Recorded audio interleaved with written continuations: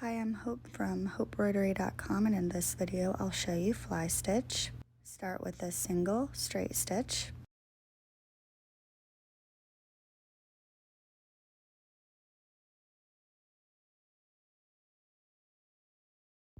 Next, bring your needle up through the top of one of your branches.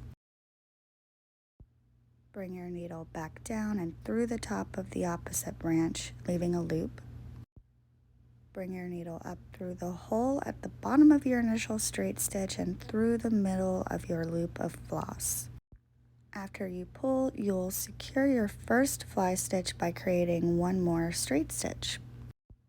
You can use this stitch as an isolated stitch, continue adding fly stitches to follow a curve like what I'm doing here, or even use it to follow a simple straight line. I'll leave a link to my blog in the description of this video where you'll find loads of step-by-step tutorials for hand embroidery like this, meant for total beginners.